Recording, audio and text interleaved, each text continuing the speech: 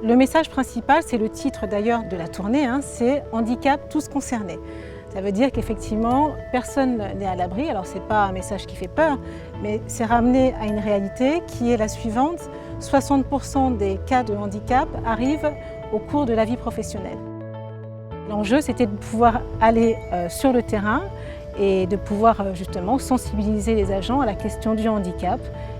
Le mieux pour ça, finalement, ça a été un bus qui se déplace d'usine en usine.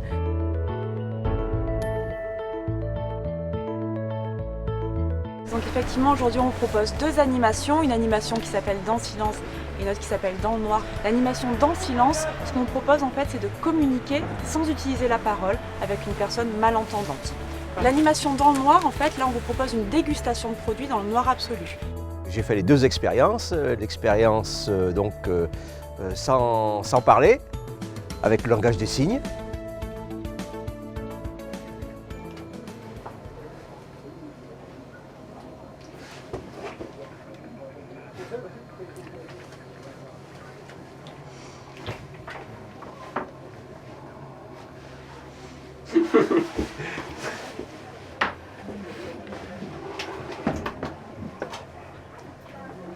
Comme ça, pour un café.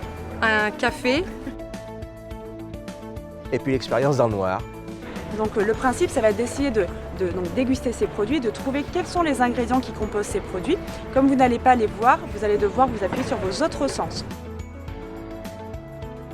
On a le comptoir sur votre main droite si vous voulez longer, ça vous fait un repère, on y va en douceur. Voilà. Donc vous avez en main quelque chose d'un petit peu frais. Alors, chocolat, mais de quel type de chocolat juste au nez? Noir. Moi je dirais du blanc. Ce que vous allez faire, c'est que les petites choses qui sont un peu rugueuses sur le dessus, vous allez essayer de les croquer. La violette. Ah oui. Oh, joli! Joli! Ce sont des pétales de violette cristallisés au sucre. Effectivement, je trouvais que c'était très enrichissant. C'était assez touchant parce que c'est vrai que on n'est pas à l'aise, on s'aperçoit qu'on ne connaît pas du tout. Ça pousse quand même à faire un peu un travail sur soi pour essayer de faciliter la vie du collègue. Intéressant à faire et à refaire et à conseiller. 2 expériences totalement nouvelles, inédites et fortement déstabilisantes. On a géré 20 à 30 dossiers de reclassement par an de personnes qui génèrent un handicap. Et ce qui est important, parce qu'on travaille au SIAP en tant que service public, c'est de laisser personne au bord de la route. Je peux être confronté à ces situations-là. Mon collègue qui est handicapé, il est un collègue comme moi, voilà, et je peux travailler avec lui. Et l'enjeu, c'est quoi? C'est de prévenir et d'accompagner. Donc le SIAP est un acteur responsable qui accompagne aussi ses agents. Oui, je pense qu'on a déjà franchi pas mal de paliers. Et la présence des agents aujourd'hui, je trouve qu'elle est dans la continuité de ce qui est en train de se passer, c'est bien. Donc on a beaucoup œuvré pour mettre en place des compensations. Donc ce qu'on appelle une compensation, ça peut être de revoir l'organisation du travail pour permettre à la personne de faire certaines tâches et de ne pas faire d'autres tâches, donc d'aménager certains postes. Ça peut être aussi des compensations techniques. Alors la mission RSE, elle existe depuis 2012.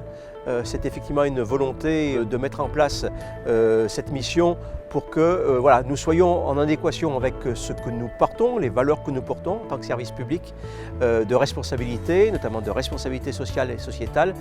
La responsabilité sociétale de l'entreprise, c'est une notion en fait qui est complètement annexée à celle du développement durable. Donc, sur la mission RSE à proprement parler au SIAP, donc on est en exploration déjà sur des sujets visant vraiment à l'égalité des chances. C'est la vocation du service public de faire en sorte que les valeurs humaines, les valeurs sociales soient prises en compte, soient défendues, soient portées haut. Et pour moi, c'est un des devoirs du service public. Et en tout cas, je considère que c'est un des devoirs du SIAP.